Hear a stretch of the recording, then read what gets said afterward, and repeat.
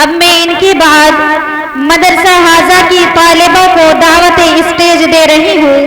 ثنا بنت محمد فرقان صاحب کو موصوفہ اسٹیج پر تشریف لے آئیں۔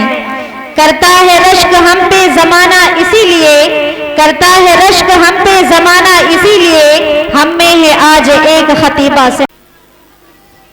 میم کروں؟ نحمدہ ونصلی علی رسولہ الکریم، اما بعد، اعوذ باللہ من الشیطان الرجیم، بسم اللہ الرحمن الرحیم۔ میرے تمام ساتھیوں، السلام علیکم ورحمۃ اللہ وبرکاتہ۔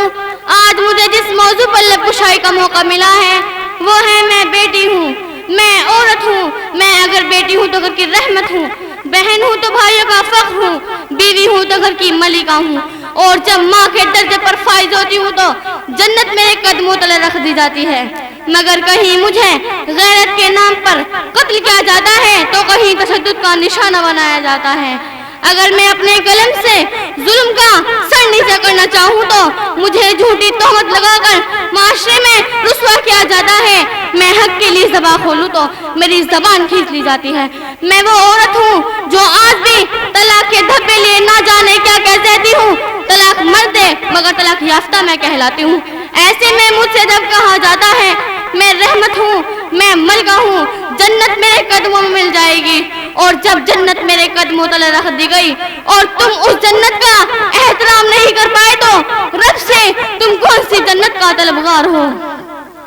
تمہارے اس معاشرے میں اس رب نے مجھے بلند درجہ دیا، مگر اے ابن آدم تم کیوں بھول گئے کہ میں بھی بنت حوا ہوں، میں بن باپ بن بھائی بیٹی جب اپنے گھر چلانے اپنی ماں کا کندھا بننے باہر نکلتی ہے تو مجھے نہ جانے کتنی گندی ہوس بھری نظروں کا سامنا کرنا پڑتا ہے۔ ایسے میں سوال کرتی ہوں کیا میں رحمت ہوں؟ زمانے جاہلیت میں عورت کے حقوق کو اس قدر پامال کیا جا چکا تھا کہ لوگ اپنے گھر بیٹے کے پیدا ہونے پر برداشت نہیں کر سکتے تھے، معصوم بچیوں کو زندہ دفن کر دیا جاتا تھا۔ اگر بچی کی پیدائش کا میں ذکر سن لیتے، اگر بچی کی پیدائش کا میں ذکر سن لیتے تو اس معصوم کو زندہ زمین میں دفن کر دیتے۔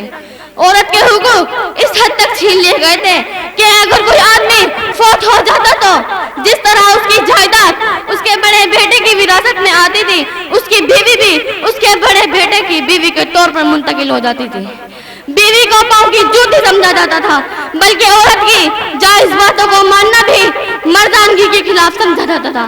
اللہ کے پیارے محبوب صلی اللہ علیہ وسلم نے دنیا میں تشریف لا کر واضح کی کہ اے لوگوں، عورت اگر بیٹی ہے تو تیری عزت ہے، اگر یہ بہن ہے تو تمہاری ناموس ہے، اگر یہ بیوی ہے تو تمہاری زندگی کی ساتھی ہے، اگر یہ ماں ہے تو تمہارے لیے اس کے قدموں میں جنت ہے۔ اور یہ بھی فرمایا کہ جس آدمی کی 2 بیٹیاں ہیں وہ ان کی اچھی تربیت کریں، ان کو تعلیم دلوائیں، حتیٰ کہ ان کا فرض ادا کر دیں تو جنت میں یوں میرے ساتھ ہوں گی جیسے ہاتھ کی 2 انگلیاں ایک دوسرے کے ساتھ ہوتی ہیں۔ وہ اے بیٹی پیدا ہونے پر جنت کا دروازہ کھلنے کی بشارت دی گئی ہے۔